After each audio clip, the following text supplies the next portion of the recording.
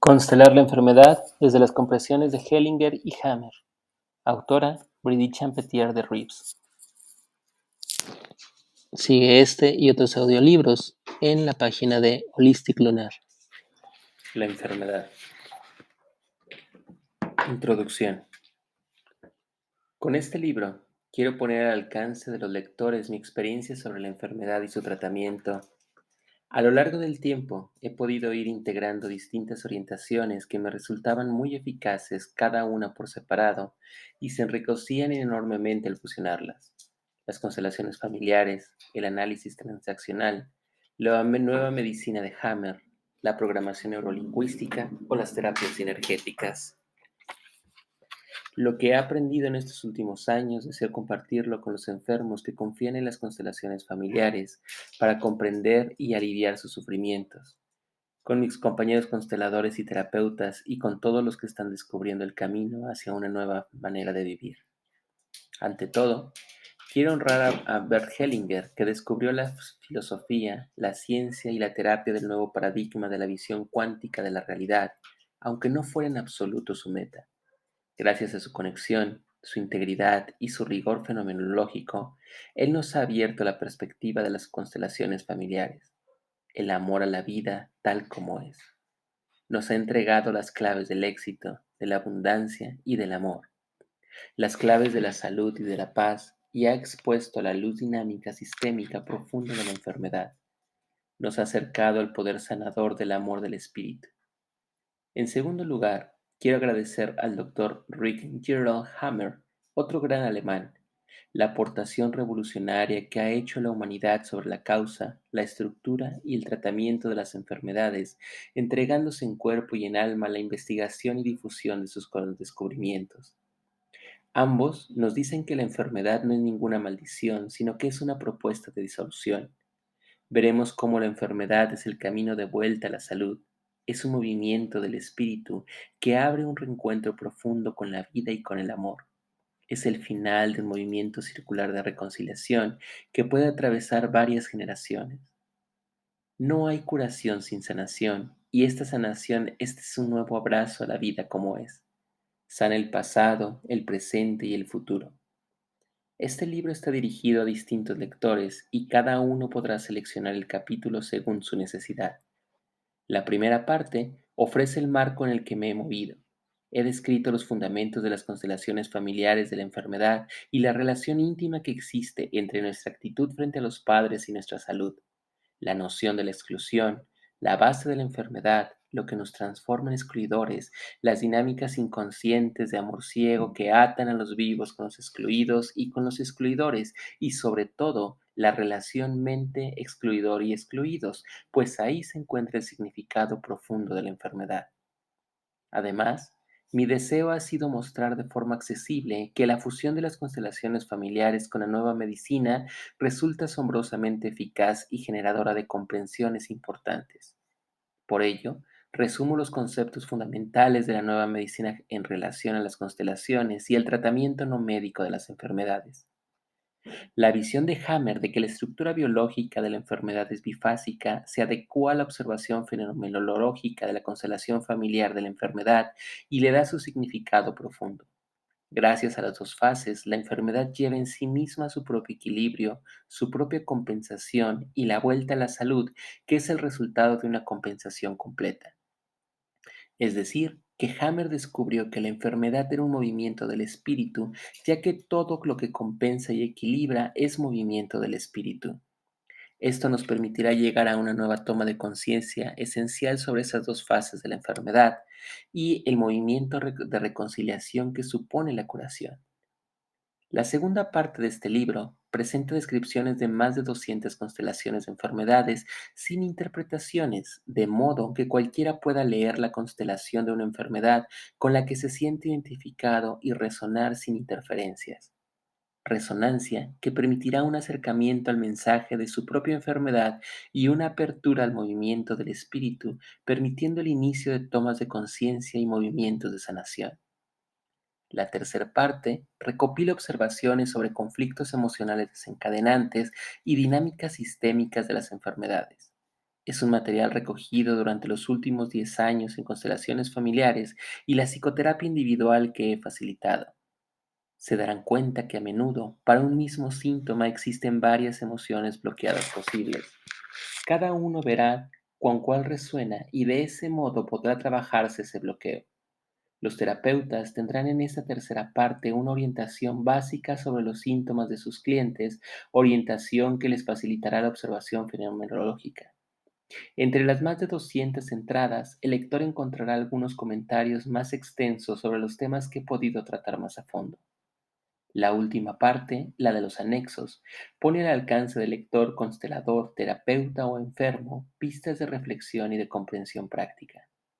Encontrarán un listado resumido de posibles emociones desencadenantes de un síntoma físico muy preciso, la jerarquía de las necesidades de Maslow que ordena las necesidades fundamentales del ser humano y que permite tomar conciencia de la causa de nuestros desequilibrios y nos ayuda a encontrar y priorizar lo esencial, varios cuadros de la nueva medicina y algunas pistas sobre cómo liberar el conflicto desencadenante de un síntoma o sobre la actitud del constelador.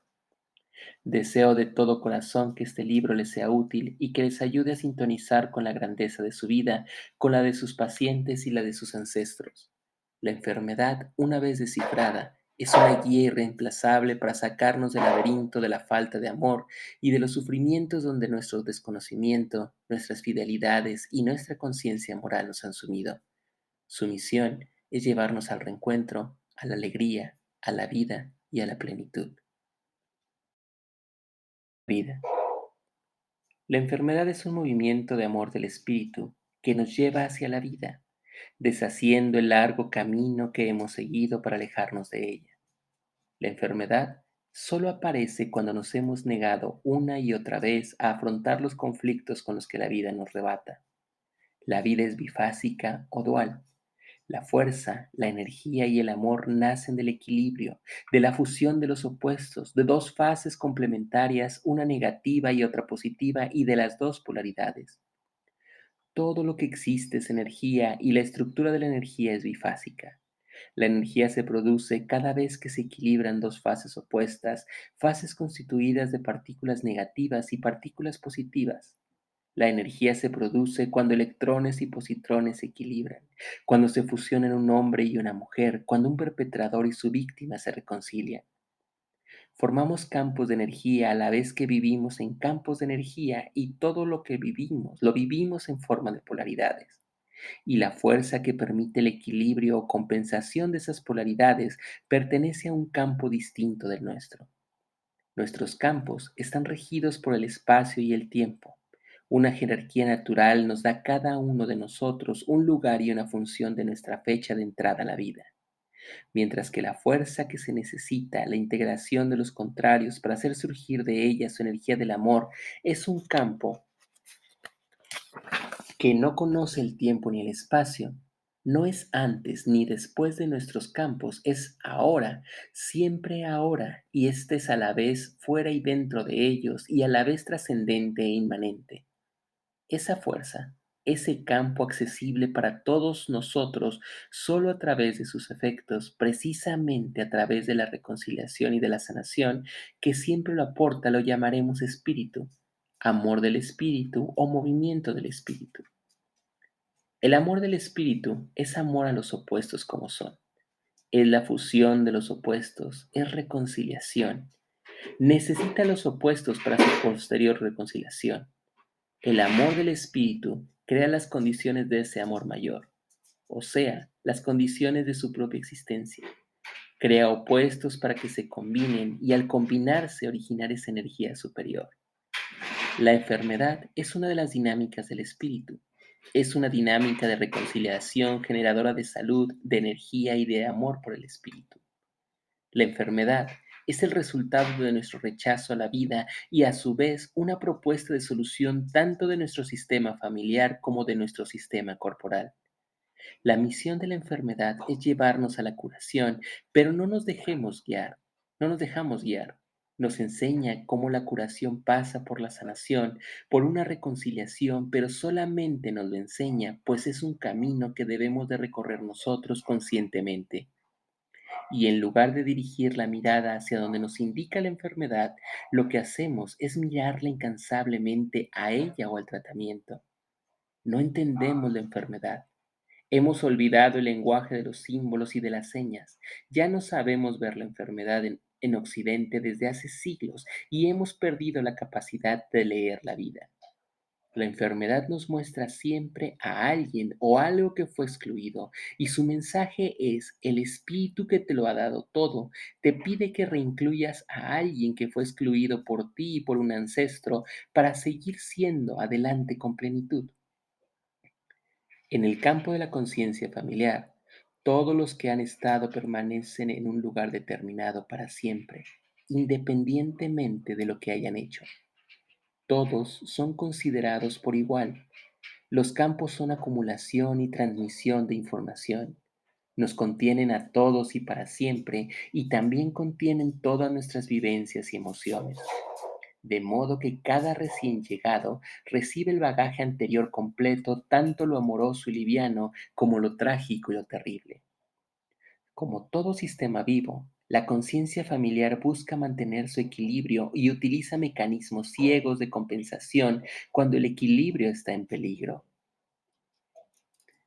Cuando alguien se coloca por encima de la conciencia familiar, rechazando a otro con su desprecio, y sobre todo cuando este desprecio ha causado la muerte, la conciencia familiar crea un fenómeno que recuerda esta exclusión y que materializa el desprecio y lo pone a la vista de todos para que se pueda reparar. Y uno de estos fenómenos es la enfermedad. La enfermedad en sí es temida, despreciada, desterrada u olvidada por los sanos, como lo fueron los excluidos por los buenos. Y el enfermo siente el mismo rechazo, enfado y desprecio que sintieron aquellos buenos. El dúo enfermo-enfermedad muestra varias generaciones después, si hace falta, el desorden que trabó la transmisión de la vida en esta conciencia familiar. Es el espejo del dúo excluidor y excluido, creado y querido por el espíritu para introducir más fuerzas y amor en este campo gracias a la reconciliación esperada entre perpetuador y víctima. Al no darse esa reconciliación, se espera que el espejo, por compensación, se reconcilie con su enfermedad y su vida para que se produzca esa inyección de energía en el campo. Los campos morfogenéticos a los que pertenecemos solo pueden incluir y transmitir, no pueden modificar nada. Son un gran depósito de memoria ordenada, y cuando ha habido una transgresión del amor, también lo transmiten tal como fue. Entonces, crean mecanismos para que los vivos se den cuenta del desorden y con su conciencia lo compensen. Esos mecanismos son fenómenos dolorosos, espejos provocadores o despertadores para que nos demos cuenta de que algo está por corregir. Pero nosotros, por nosotros mismos, tampoco podemos. Somos presos de esta memoria que nos introduce a repetir indefinidamente todo lo que existió anteriormente. La capacidad de superar la repetición nos es regalada, una vez que la fuerza interna que nos habita, heredada de tantas generaciones, nos haya permitido asentir a las condiciones de nuestra vida, y entonces la conciencia familiar se vuelca con amor hacia nosotros, a la vez que somos abarcados por un poderoso movimiento del espíritu que nos conecta directamente con la conciencia creadora y con su energía. Esa energía de sanación viene fuera del campo. Cuando alguien decide abrirse a la vida como es, se abre a la conexión con el espíritu. Esta persona dice sí a todos como son, sí a los buenos y sí a los malos, sí a su vida como es, sí a sus conflictos, sí a la enfermedad como es. En ese momento, la fuerza de sanación llega a la persona. El enfermo se transforma en el canal de energía del espíritu, única capaz de producir transmutaciones, y gracias a esa fuerza de sanación se produce una mutación que es integrada por el campo y transmitida para siempre. La buena conciencia o la raíz de la enfermedad. La mala conciencia es la reacción hormonal, como todas las emociones, que se pone en marcha cuando nos alejamos de algo o alguien que hasta ahora nos daba seguridad. En la primera etapa de la humanidad, esta protección emocional era indispensable. La supervivencia humana se debe, entre otros fenómenos, a que juntos, en tribus, fue más fácil defenderse del entorno hostil, sobrevivir y progresar. Cada vez que un individuo quería alejarse del grupo, su sensación interna de mala conciencia era tan desagradable que hacía lo posible por regresar y olvidar sus anhelos de individualización, seguridad o autonomía. Esa era la cuestión. Hoy en día, el progreso es tal que cada uno puede elegir la autonomía según el grado de apertura de conciencia que tenga. La autonomía con respecto a los grupos grandes, a la tradición familiar, a las normas religiosas o a la fidelidad a las convenciones del país. Pero esa autonomía tiene un precio: el sentimiento de culpa y de soledad, pues ya no será admitido como un igual entre los que siguen siendo fieles a lo que le abandonan. Estos, desde su buena conciencia, le van a despreciar, pero el que se ha separado lo ha hecho por una nueva necesidad incompatible con el vínculo anterior. Si consigue asumir el daño que está haciendo a los que deja y seguir amándolos, entonces sí, su nuevo proyecto será ir uno con la vida, un ir más allá, como dice Hellinger. A la vez, será una oportunidad de crecimiento y de cambio para los que se quedan. Por el contrario, si esta persona no es capaz de asumir lo que hace, reprochará a los que se quedan con su enfado. Todos irán a menos y a la nueva experiencia se convertirá en más de lo mismo, en una nueva dependencia. Cuando alguien obedece a su conciencia moral, es para serle fiel a la tribu, sea cual sea la forma que tome la tribu en ese momento. Al haber actuado de acuerdo con nuestra conciencia moral, nos sentimos aliviados, tranquilos con respecto a una entidad llamada superior. Estamos en paz con el superego, que es la interiorización del campo de creencias de los antepasados, quienes somos con los que ya no estamos vinculados. Es para ser fiel a la tribu, sea cual sea la forma que toma la tribu en ese momento. Al haber actuado de acuerdo con nuestra conciencia moral, nos sentimos aliviados, tranquilos con respecto a una entidad llamada superior. Estamos en paz con el superego, que es la interiorización del campo de creencias de los antepasados con quienes estamos más vinculados. Solo los niños pueden hacer daño ciegamente, con la buena conciencia de ser fieles, y el adulto no. Y precisamente uno se hace adulto al dejar de someterse al superego y a la tiranía de la conciencia moral. ¿Y cómo lo puede hacer? Mirando a los ojos a los que les ha causado mala conciencia y renunciando a hacer lo que le daría una buena conciencia. Porque de hecho, solo nos planteamos un problema moral cuando vamos a hacerle daño a alguien. Por lo que más que luchan los seres humanos es por su conciencia. Uno es capaz de morir y de matar para seguir teniendo una buena conciencia. La buena conciencia no tiene que ver con el bien y con el mal, tal como lo descubrió Bert Hellinger. Solo tiene que ver con la necesidad de seguridad. ¿Y qué significa tener buena conciencia? Significa sentirme un seguro en el grupo al que pertenezco. Seguro, reconocido, protegido. En este grupo me siento alguien y me siento fuerte. Mi compensación, ciega e indiscutible, el equilibrio entre dar y recibir, será la de marcar al máximo mi pertenencia y defender al grupo de lo que le pueda poner en peligro. Marco mi pertenencia con mi atuendo, mi manera de hablar, mis valores, mis decisiones, gustos e intereses.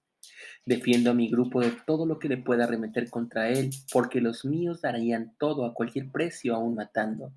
Pues no veo a los demás, no los veo como personas, solo percibo amenazas en ellos, amenazas hacia mi seguridad. Además, justifico mi buen hacer, mi buena conciencia es normal, tengo derecho a hacerlo y es mi deber. Para mantener mi pertenencia y mi seguridad, desarrollo al máximo mi capacidad de juicio. Todo lo que favorece mi seguridad es bueno y todo lo que la pone en entredicho es malo. Quien pertenece, como yo, es bueno. Quien no, es malo.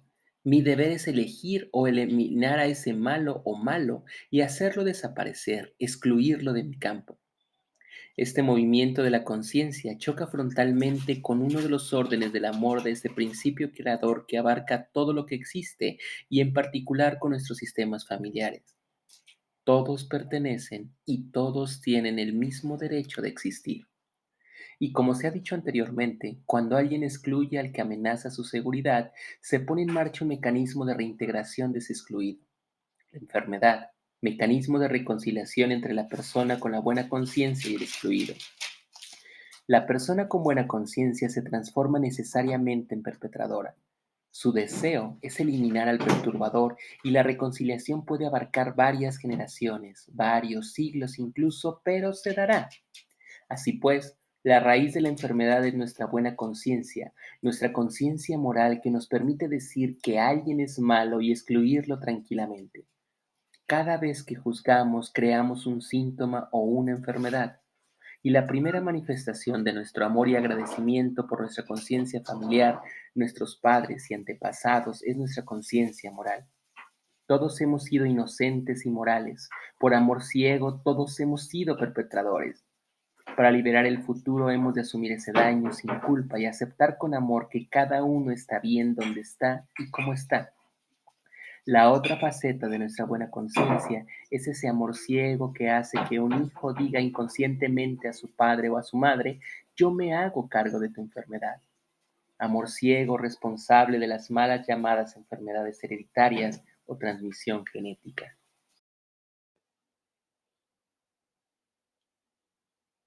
El conflicto. En los conflictos nos vemos retados a dar lo mejor de nosotros mismos, a sacar la mayor fuerza adulta de la que disponemos, a soltar los miedos, rencores e ilusiones del pasado que nos impiden hacer frente a lo que demanda la situación de la hora.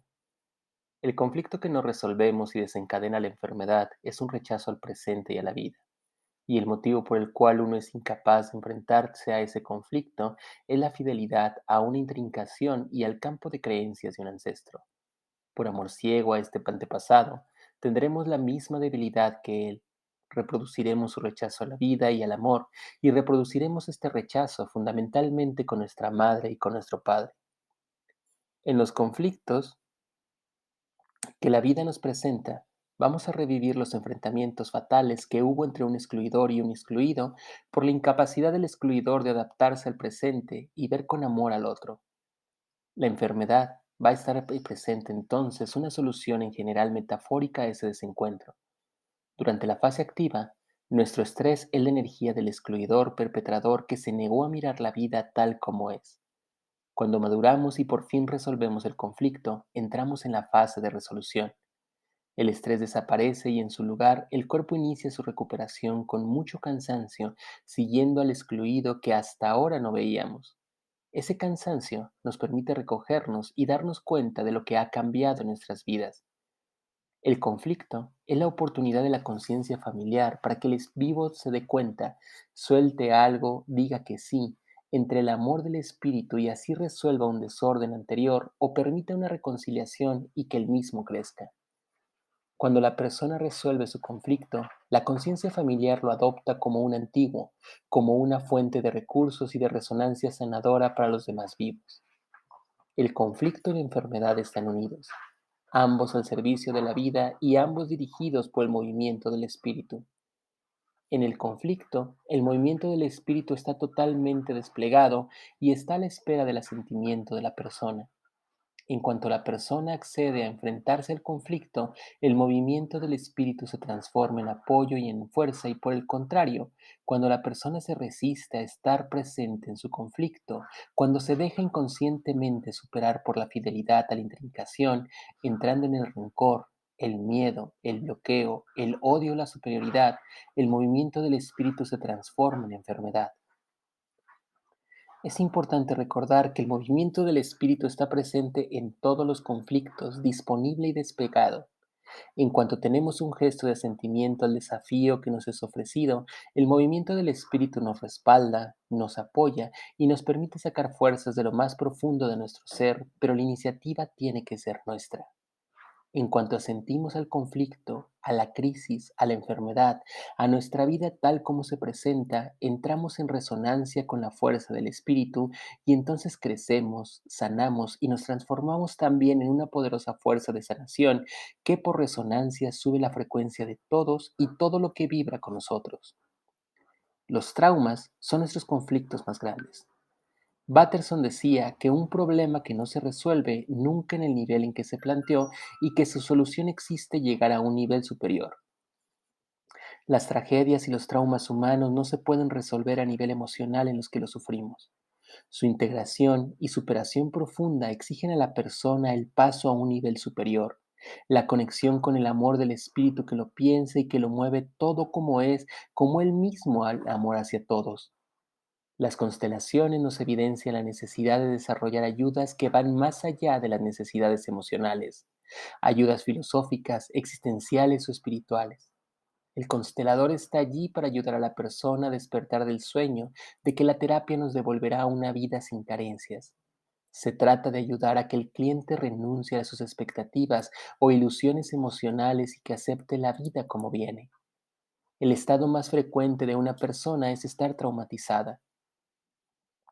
La integración del trauma es lo que le va a dar una fuerza y un perfil peculiar en los que podrá servir a la vida y ayudar a todos los demás desde una conexión y una resonancia fuera de lo normal, transformándose gracias a la reconciliación con el trauma en una auténtica fuerza de sanación. Memoria de lugares. Se trata frecuentemente como una enfermedad del tipo que sea y desaparece al cambiar de vivencia o viceversa, nace o se incrementa al vivir en un lugar determinado. Hemos podido averiguar gracias a las constelaciones que no se trata solo de la influencia de las geopatías, sino que algunos lugares están habitados por la memoria de sus antiguos moradores. Los investigadores nos dicen que los biofotones presentes en cada célula del cuerpo envían millones de informaciones en los instantes que preceden a la muerte. Esta información es recogida por todos los que resuenan con el moribundo y a la vez que el entorno que le rodea, espacios y objetos se impregnan de esa misma información. El lugar y los objetos emiten frecuencia de las emociones o pensamientos enviados por los biofotones y entran en resonancia con las personas que se acercan a ellos. La frecuencia impregnada no desaparece, sino que sigue resonando e influenciando el entorno indefinidamente. Ahora bien, la frecuencia negativa se transforma después de una sanación. Por lo tanto, frente a un síntoma recidivante será preciso preguntarse si se debe al entorno en el que la persona viva y cuál sería la manera más eficaz de sanar ese entorno. A menudo se trata de una casa, de un terreno en el que se produjeron crímenes, abortos provocados con fallecimientos de alguna de las madres, asesinatos, abusos, torturas o vejaciones. Tanto víctimas como perpetradores permanecen en la exclusión desde el hecho que se produjo y su sistema pide a los nuevos habitantes, a través de los síntomas producidos, que alguien cierre ese episodio que ha de permitir la más profunda de las reconciliaciones. Fechas de aniversario. La red energética en la que vivimos y nos dirige es ante todo memoria. Memoria de emociones, de acontecimientos, de superaciones o de tragedias, y todos estos eventos ocurrieron en una fecha precisa. Ya sabemos que el orden en el tiempo y en el espacio es una característica de nuestros campos y que su respeto forma parte del amor del espíritu, por lo cual no es de extrañar que en los aniversarios de las tragedias de nuestro sistema sean fechas que piden nuestro mayor respeto y en las constelaciones crean resonancia cuando los participantes aún no han terminado de morir. Vemos que en las constelaciones familiares que la muerte es un largo proceso. Cuando el representante de un muerto por fin cierra los ojos, con la cabeza en general orientada hacia la izquierda, ese mismo representante siente una paz muy profunda a la vez que nota que ya no le afecta nada de lo que ocurre entre los vivos y que su cuerpo ya no responde. Hellinger sugiere que en ese momento el muerto ha dejado de existir, perdiendo su identidad y volviendo a la energía primigenia en la que estaba fundido antes de ser concebido. Añadimos que a partir de ese momento, todas las vivencias de ese muerto se funden con el patrimonio genético de sus descendientes, y en cambio, los muertos cargados de conflicto, no asumidos, siguen siempre presentes con nombre y apellidos durante generaciones en la memoria del campo. En la psicogenealogía se muestra cómo muchos de los eventos y decisiones de nuestra vida se dieron en fechas de aniversario de eventos trágicos o felices de nuestro sistema familiar. Basta con echar un vistazo a las fechas de nacimiento, bodas, divorcios y muertes de las últimas 4 generaciones para darnos cuenta de sincronicidades sorprendentes. Los hermanos se siguen en la muerte, las bodas se repiten en los mismos meses y a través de la fecha de su divorcio una persona descubre con quién está intrincada, etc. Las fechas de la historia que marcaron a los familiares de una generación, declaración de guerra, bombardeos, rendición o victoria, atentados y asesinatos, son revividas durante generaciones y a veces siglos por los descendientes a través de sus enfermedades, síntomas, separaciones, suicidios o trastornos. Los días que rodean el propio cumpleaños son días de fragilidad, aniversario de una gran prueba y de la primera toma de autonomía de la persona. La debilidad que provoca la imposibilidad de resolver un conflicto es frecuentemente debida a un aniversario. Aniversario de un hecho doloroso grave, de una exclusión, de una separación, de una muerte con la que la persona está intrincada. Por fidelidad a esta fecha y a los ancestros de las distintas generaciones que fueron fieles a su celebración, la persona muestra una fragilidad especial que le impide resolver un conflicto resultando en una enfermedad, o bien, sin necesidad de un conflicto bloqueado, la persona simplemente adopta el conflicto de un antepasado diciendo yo como tú, yo en tu lugar o te sigo en la enfermedad. La existencia de una fecha así señalada y memorizada por el campo del sistema muestra que éste necesita que se reconcilie algo importante para que esta fecha deje de ser una amenaza para cada generación siguiente. Los padres. La vida viene de los padres. Somos el resultado de la función de un espermatozoide y de un óvulo. Somos una mezcla única de los cromosomas de la madre con los cromosomas del padre, y mientras aceptamos incondicionalmente esta realidad, la vida puede fluir en toda su plenitud, desde los orígenes hasta hoy, fluyendo sin freno posible hacia el futuro. Todo nos es regalado al tomar a la madre y al padre. Al amar incondicionalmente a nuestra madre, nos vinculamos con todo nuestro pasado, con el origen de la vida, con la abundancia de la vida que se traduce en nuestra existencia por el éxito en todas las formas, salud, dinero y amor. La madre es el puente entre un pasado y un presente, y con el parto nos enseña el morir para renacer. De ella recibimos ser transmisores de los valores pasados. Al amar a nuestro Padre, nos abrimos al futuro, al mundo, a la realización profesional. De él recibimos la fuerza de superación, de supervivencia y de entrega a un proyecto. Nuestra madre ha tenido un padre y una madre, y nuestro padre ha tenido una madre y un padre, por lo que sus vidas, cada uno ha sido una simbiosis de sus propios padres, portador y por lo tanto de ambas energías masculina y femenina. Al fundirse nuestros padres en el momento de nuestra concepción, ya sea por vía natural como una concepción asistida, se produce una doble simbiosis, la simbiosis del óvulo con el espermatozoide y la simbiosis de las dos ramas, del sistema familiar del óvulo con la del espermatozoide.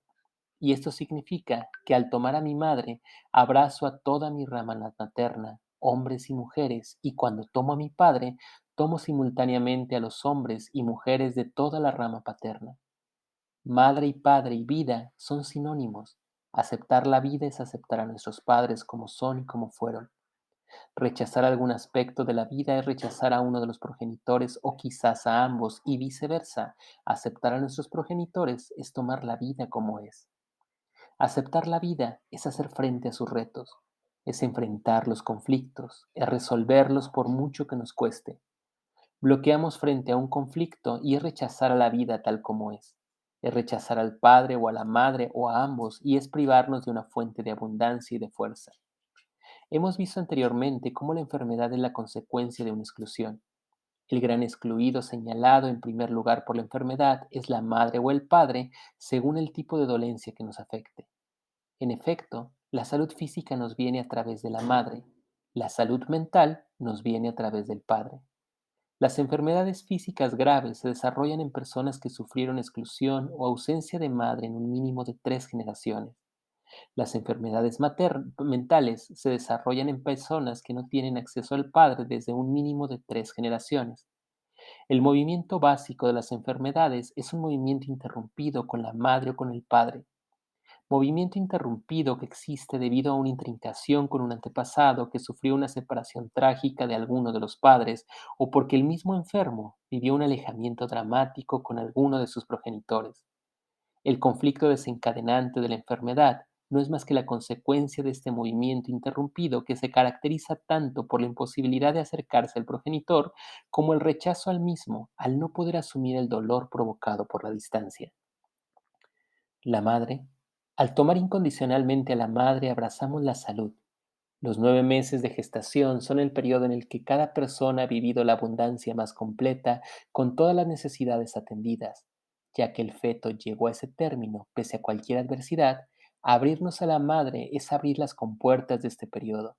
Es vincularnos de nuevo con la abundancia y con la bondad de la naturaleza. El regalo de la naturaleza es la vida y por lo tanto la salud.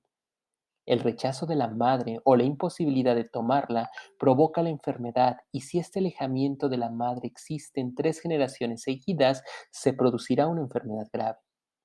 Para comprenderlo, tomemos el ejemplo de María, enferma de cáncer. Es muy protectora con su madre, y al hacer de madre, ha podido tomar a su madre. Esta última estaba aterrorizada por su propia madre, la abuela, y por este miedo se niega a tomarla como madre. La abuela a la vez estaba reemplazando a una novia del padre, con lo cual tampoco había tomado a su madre, sino que más bien odiaba a las mujeres que la rodeaban, incluyendo a su hija, la madre de María. Y si seguimos investigando, probablemente lleguemos a más generaciones sin madre. El padre. Del padre nos viene la fuerza de la supervivencia y de la adaptación a la realidad, la fuerza del compromiso, de la responsabilidad y de la realización profesional. ¿Y de dónde le viene esta fuerza al padre? El hombre tiene en su vida dos grandes momentos de renuncia que no tiene la mujer. Renuncias que le hicieron fuerte y hombre. Hacia los 3 o 4 años, el niño enamorado de su madre siente que su seguridad está en acercarse al padre y renunciar para siempre al amor de mamá. Cierra el ciclo de esa fusión amorosa con la madre que existe desde la concepción y empieza a vivir a cambio en hacerse y socializarse. Para la niña, la renuncia al amor con papá tiene una compensación mucho más suave, ya que le permite volver a la relación iniciada desde el principio de su existencia, la relación con la madre. El segundo periodo de renuencia es cuando un joven padre se da cuenta que a su vez una vez acabada la contribución a la concepción del hijo, la simbiosis biológica madre-hijo es tan autosuficiente que no le queda otra que marcharse. Su papel de apoyo está en el exterior de esa fusión. En cuanto asiente a esta nueva renuncia de poder, de seguir con lo femenino como antes, encuentra su papel en la sociedad, poniéndose al servicio tanto de la fusión madre-bebé como de la sociedad gracias a su trabajo. La supervivencia y la relación del hombre se hace a través de la ruptura con el evento femenino, materno y emocional, con el pasado y con lo más placentero. De ahí su fuerza y su mirada a la acción y al futuro, mientras que la realización de la mujer se hace a través de la continuidad y de la simbiosis con lo primigenio y con lo emocional. El padre es un puente entre el presente y el futuro y nos enseña la adaptación al medio. Nos enseña a salir al mundo y a renunciar para beneficio del grupo. Nos enseña a actuar y a comprometernos en el servicio a la vida. La presencia del padre junto con la madre es fundamental para ir separando al hijo de la madre y para hacerle tomar conciencia de la existencia del entorno. Para que el hijo tome su lugar del tercero, no es el rey de la casa con poder absoluto sobre mamá, es el tercer miembro de la familia y solo el tercero. Los dos primeros son papá y mamá. Lo que importa es llegar a tres. A los tres socializamos. Un progenitor con un solo hijo tiende a la simbiosis con el hijo, simbiosis precursora de la psicosis, pues la simbiosis imposibilita hacernos con la realidad externa.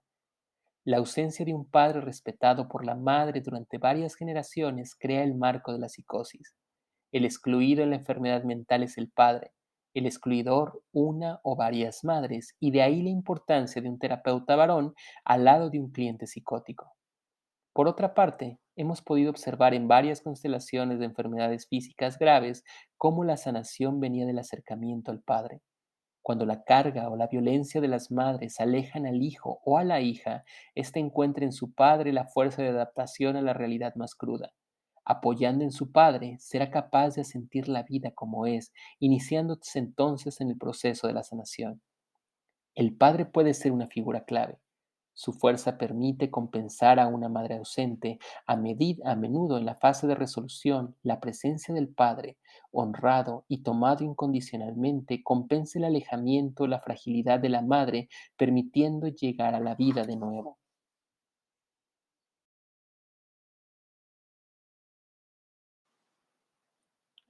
Los órdenes de la salud. El proceso de retorno a la salud. Crear las condiciones de una nueva realidad de salud son agradecer y honrar a la conciencia creadora de la vida, agradecer a la vida recibida, agradecer al amor, honrar a los humanos como son con su incapacidad de amar, honrar las fuerzas de sanación, tomar a la madre y al padre, tomar al antepasado excluido, honrar y agradecer la enfermedad, reconocer y agradecer los pensamientos negativos propios, devolver esos pensamientos al antepasado y a sentir a la vida con salud. Segunda parte, constelar enfermedades, síntomas y órganos. Constelar enfermedades, enfermedad y terapeuta. Observamos los movimientos de los representantes de un cliente anónimo de su enfermedad y un terapeuta. El terapeuta está muy interesado en la enfermedad. Al principio, el terapeuta es mucho más grande que la enfermedad, la mira con los puños cerrados, observándola con superioridad y con desdén. La enfermedad empieza a crecer y con las manos en jarras, muy enfadada con el terapeuta. El terapeuta se ha hecho más pequeño que la enfermedad y retrocede ante ella, le tiene miedo y no se atreve a mirarla de frente. Llega un momento en que el terapeuta se repone, mira con los ojos a la enfermedad y la honra. Esta se relaja, suspira y sonríe, y luego con la mano indica al terapeuta que mire hacia otra cosa, que no la mire a ella, que mire a algo más grande, una fuerza superior, una conciencia creadora que crea la vida como es y que quiere a todos como son y mueve todo con el mismo amor. Cuando el terapeuta se ha conectado con algo más grande, el cliente empieza a dirigir la mirada también hacia la misma dirección. Al cabo de unos minutos, se giran ambos, el cliente y el terapeuta, hacia la vida y andan con decisión hacia ahí. La enfermedad comenta posteriormente que no quería ser mirada, pues al ser mirada se consolidaba, cogía más cuerpo, mientras que su papel es hacer que el terapeuta y el cliente se conecten con algo más grande y que se pongan al servicio de la vida. Fase de resolución. Salen representantes para la enfermedad de fase de resolución, un enfermo, su madre, un excluido y más tarde varios ancestros. El enfermo está de espaldas a la vida, enfadado y con los ojos cruzados. La madre está en la vida mirándole. El excluido está atrás mirándole. La enfermedad de fase de resolución se acerca al enfermo e intenta en vano que se gire hacia la vida. Pero el enfermo está enfadado con ella, con su madre, con la vida, y dice, no me gustáis, quiero otra vida, no me quiero. Cuando pronuncia las palabras no me quiero, la enfermedad y los ancestros se enfadan con él. Los ancestros se sienten ofendidos. La enfermedad se hace mucho más grande, fuerte y agresiva. Le da empujones con el pecho, le acosa, quiere agredirle con los puños. Llega un momento en que el enfermo se tiene que rendir ante ella y se deja guiar. Entonces, la enfermedad le lleva lentamente a ver a un ancestro y a honrarlo, luego a la madre y posteriormente a la vida. Entonces la enfermedad suelta su presión y se va hacia atrás. La persona ya está con salud, está en la vida agradecida. Nuevas constelaciones. Aquí les presento un abanico de constelaciones del espíritu dentro del campo de las nuevas constelaciones. El constelador, en sintonía con el campo, recibirá la información de la cual de ellas es la más adecuada para ese caso. Por nuevas constelaciones se entiende que el constelador confía plenamente en el campo. Una vez que haya planteado la constelación, el facilitador se retira para no interferir más en su desarrollo. Su presencia es el conductor de las energías superiores. Recibe con su intención y recogimiento las energías que vienen fuera del campo y así permite la introducción de una nueva mirada, de un nuevo observador, la mirada del espíritu con esa fuerza que quiere todo como es. La presencia de esas energías y de otra mirada sirve al catalizador al campo creado por cada constelación. Cada constelación estará constituida por los elementos que este campo necesita para que se cree una nueva realidad gracias a esa nueva mirada, que por definición es no intervencionista, pues acepta todo como es, y con la activación de esos elementos por energía catalizadora. Esta nueva realidad, imprevisible, conlleva siempre un plus de vida y de conciencia con respecto a la realidad de origen. Para el que ha recorrido este camino, siempre es un regalo inesperado. La enferma y su madre. Laura tiene leucemia desde hace varios años. Se coloca un representante de ella frente a la representante de su madre. Están inmóviles las dos, y al cabo de 20 minutos, Laura empieza a avanzar muy lentamente hacia su madre. Acaba abrazándola con mucha emoción. El enfermo y su síntoma. Jaime tiene el riñón derecho muy deteriorado. Los representantes de Jaime del riñón están frente a frente. El riñón se aleja y Jorge intenta acercarse. Luego, Jorge desvía la mirada hacia el fondo y mira intensamente a alguien. Se acerca al fondo, va y viene muy despacio con la mirada clavada en ese ancestro. No se saca ningún representante. Mientras tanto, el riñón ha ido desplomándose y se ha quedado en el suelo, recostado, mirando a Jorge. En algún momento Jorge lo ve. Seguirá unos minutos dividido entre el mirar el fondo o mirar el riñón. Ya solo mira el riñón. Intenta tomar varias posturas. Se sienta a su lado, se tumba junto a él, se vuelve a sentar del otro lado, se vuelve a tumbar una y otra vez. Jorge se levanta y da unos pasos hacia la vida, retrocede, se vuelve a tumbar junto al riñón, se levanta de nuevo y da unos pasos más, retrocede y avanza otra vez. Esta duda se prolonga durante algunos minutos. Al final, Jorge avanza decididamente hacia la vida sin mirar atrás. Se siente muy fuerte, energizado, contento de vivir y aliviado. El riñón ha cerrado los ojos en cuanto Jaime empezó a avanzar con decisión hacia la vida. Tomar a la madre desde el espíritu. Jaime tiene cáncer de hueso. Salen 3 representantes, él, su cáncer y su madre. Jaime se aleja al máximo de su madre. Ella tiene una postura muy rígida y altiva. El cáncer está junto a Jaime mirando a la madre. Jaime mira a los muertos en el suelo. Realmente no quiere mirar a su madre. Le pido que mire a lo lejos, más allá de los muertos en el suelo, para conectarse con algo más grande. Dejo pasar unos minutos y luego le pido que diga gracias por la vida como es. Después le digo que mire a su madre y ya no le cuesta hacerlo y le diga me has dado la vida.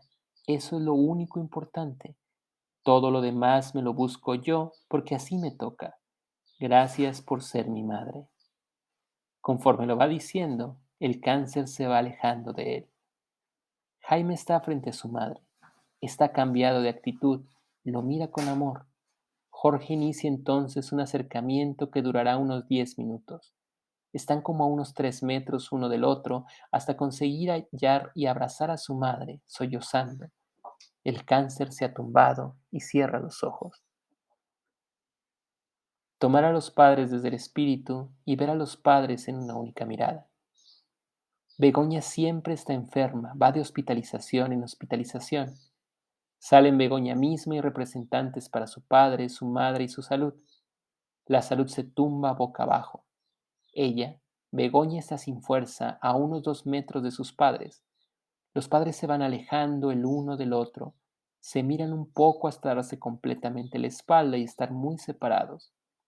Entonces pido a Begoña que tome la decisión de mirar a sus padres en una única mirada.